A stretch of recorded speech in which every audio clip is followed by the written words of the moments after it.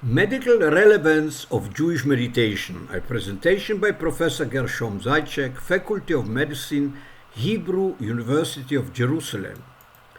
Abstract: conscious and non-conscious operate in our organism. I describe two ways of controlling the non-conscious: Savant syndrome and Kabbalah meditation.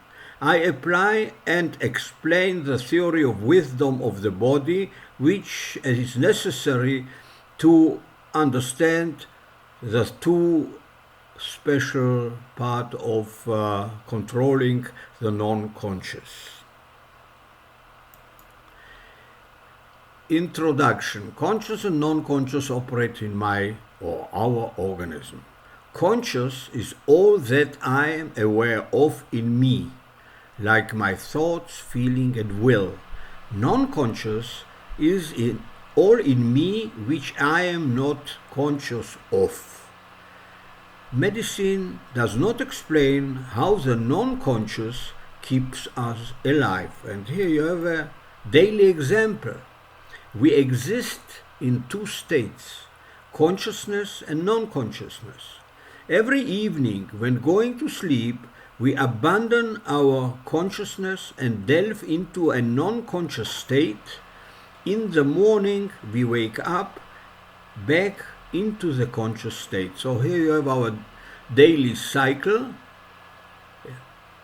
In order to fall asleep, we have to block our consciousness. So 8 hours at night, we are in the non-conscious realm. Once we wake up, we become conscious again and can proceed through our daily life. So there is a filter between the conscious and non-conscious which prevents the signals going from the non-conscious to the conscious. So the verge blocks non-conscious signal from becoming conscious. So this is the essence of non-conscious, because the signals are blocked to reach or to the conscious. Why we are interested in this relationship between conscious and non-conscious? Because we want to understand Savant syndrome. And here you have a definition by Wikipedia. Savant syndrome is a condition in which someone with significant mental disabilities demonstrates certain abilities far in excess of average. But for me, there's another definition of Savant syndrome. Savant is an individual with a permeable verge. So Savant, in normal person, we can't do these abilities of a savant because we do not have a permeable verge, and a savant has access to the non-conscious. And here's an example of a famous savant, Daniel Tammet, an English essayist, novelist, poet, translator, and autistic savant.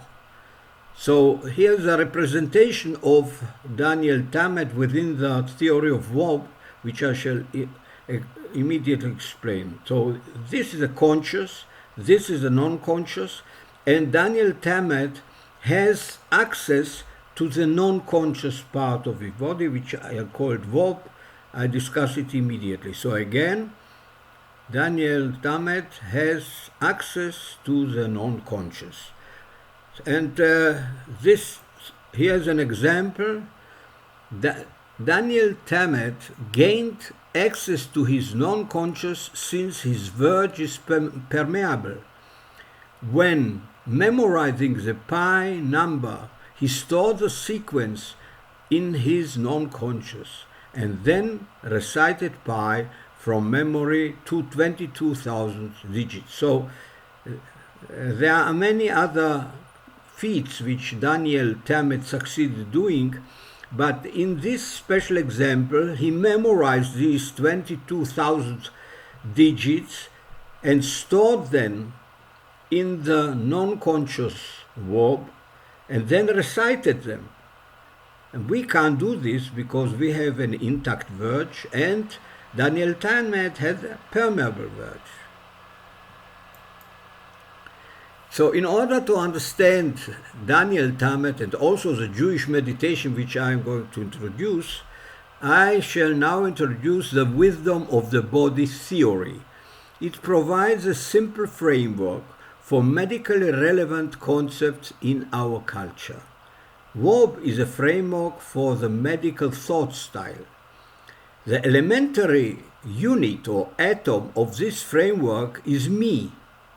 I therefore start with the question, who am I? Two entities operate in my body, the conscious, which I call mind, and the non-conscious, called verb. Mind is all that I am aware of in me, like my thoughts, feelings, and will. Wisdom of the body, or verb, is all in me which I am not conscious of. Mind serves here as metaphor for the conscious and verb for the non-conscious. Actually, they are operational definitions for exploring the medical potential of the non-conscious. I am less concerned with their nature and mainly interested in their communication. Mind and verb are two indivisible entities. They differ only by their attribute of consciousness. Together, they form me, the atom of the medical thought style. Mind and verb communicate in me. Their signals are described in other presentations. I distinguish between two kinds of explanation or narrative. First-person exploration means how I understand my mind and verb, and it is known as I point of view. Third-person explanation is what medicine has to say about my mind and verb. Mind and verb have different memories. Mind memory may be recalled. Verb memory remembers all my non-conscious faculties which I cannot recall. The Freudian subconscious is part of the mind since it may be recalled. For instance, I decide to raise my hand. Mind remembers that I can raise my hand, and verb remembers how to raise my hand. When my hand rises, special senses in verb inform me about the hand position. Mind and verb are separated by a one-way filter called verge. It lets information from mind to verb and prevents any backward signal since verb is non-conscious. Senses provide information through two channels, to mind, which is conscious, to verb, which is non-conscious. Senses transform chemical and physical signals into images.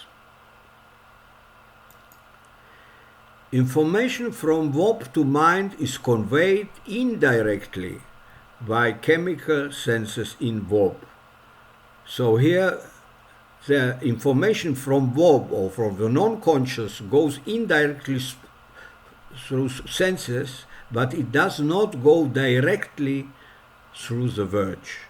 Whatever I will is transmitted to verb as an image for execution. Sensation of a sense is conveyed into distinct images. It is remembered in the mind as an image. A melody is an image of a sound sequence. A smell of a steak or its taste are two distinct images of a steak. So image is not just a picture. You may regard it as a representation of a sense. And here you have the multidimensional representation of a sense, which is an image in our mind. And so it's here it is five. It is there are more senses which participate in this image. Now, I shall now explain how to access the non-conscious with Jewish meditation. So we have seen that in the Sermon the verge is broken, but the Kabbalah has a different way to access the non-conscious. And the science of Kabbalah is divided into three basic areas: theoretic, meditative, and practical. We shall be here, I shall deal only with the meditative. And so we have two states of a Kabbalist. One is the daily state, and then when he attempts to meditate, the conscious is shrinking or disappearing, and the Kabbalist transmitted his signals directly through the verge without breaking the verge, like in the case of the savant. Rabbi Aryeh Kaplan was born in 23rd of October 1934 and died at the age of 48 years. He was a noted American Orthodox rabbi and author known for his intimate knowledge of both physics and Kabbalah. Rabbi Kaplan studied the unconscious realm from the Kabbalah perspective. He says, there are thus two parts of the mind. One that is under control of the conscious will, called consciousness, while the other that which is not. It is called unconsciousness. So the only difference between what you heard before is that I distinguish between mind and Wob. Mind is a conscious, Wob is a non-conscious, but he decides that the mind has two states, which is conscious and non-conscious, but essentially it's analogous to what you heard in the theory of wisdom of the body. He wrote an important book which is called Jewish Meditation. And here you can see Rabbi Kaplan, when he was still young, talking about one particular chapter of this Jewish meditation, which is chapter 9 on nothingness. It is a very important concept and very difficult to grasp. So first of all, let's define what is visualization. Visualization is transmitted of an image to Wob. Whatever I will is transmitted to Wob as an image for execution. Rabbi Kaplan, meditation on nothingness is closely related to visualization. When one first thinks of nothingness, one may imagine it as being like a black box and empty, nothing in it. Yet this is not nothingness. So in order to grasp nothingness, we have to proceed through two stages. So the two stages of nothingness visualization. So the first stage is my mind, I try to see what happened there. And I don't see anything, and it appears as nothing for me because I don't have a sense organ or sense to grasp what is in this verb. So this is looking at verb, and it appears as nothing. So it's a kind of nothing which contains myriad of processes which keep me alive. But this is on the first first stage of grasping nothing. What Rabbi Kaplan says is, once you pass this first stage, you have to visualize nothingness. As you visualize any other image, you have to visualize this nothingness. And this is very difficult for anybody, especially for a Kabbalist. Since we lack a sense for observing verb, we see nothing or nothingness. But the Kabbalist visualizes this nothingness. To learn how to visualize nothingness properly, it can take years, says Rabbi Kaplan. When one locks the mind on to visualizing of nothingness and clears the consciousness from all other thought, the mind becomes so sensitive that even the slightest sensation can become overwhelming. So here you have it, summary of the meditation. You have to visualize nothingness and narrow its consciousness or annihilate the consciousness and transmit the visualization of this consciousness to verb. And so this is the meditation of Kabbalists. Most people don't reach this stage, but we are fortunate that Rabbi Kaplan could explain us intuitively what he experienced when he meditated on nothingness, visualization.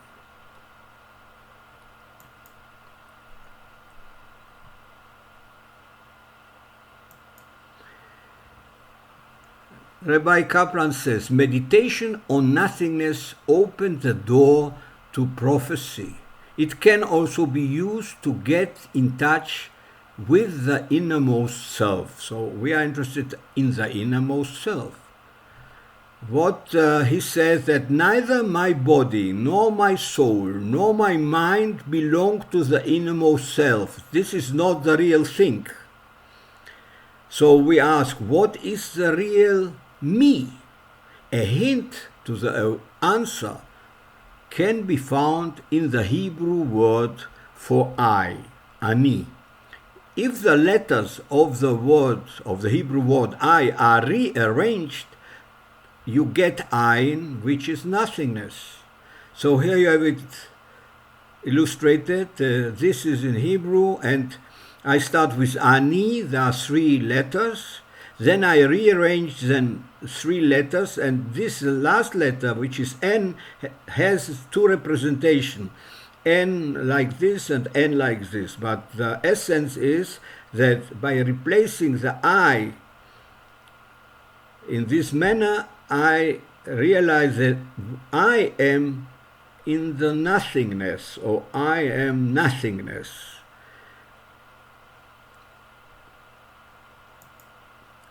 The real me is a sense of volition. It is the intangible will that impels me to do whatever I decide to do, even if I think I must first will myself to think. So this is the main message. So the nothingness is a process, a will. And whenever I will, I execute my real me. Very important concept, and I hope that medicine will accept it. But what is another aspect of this story, and this is also another dimension of the theory of verb, it deals also with the complexity of our organism, because the non-conscious wisdom of the body is a set of processes and their interaction. It's a very complex realm, and obviously we cannot entangle it, and therefore I developed this theory of warp because I am interested mainly in signals and not what happens actually in this warp. So I hope you that you enjoyed this presentation, and you are invited to listen to a new theory of autism. Enjoy.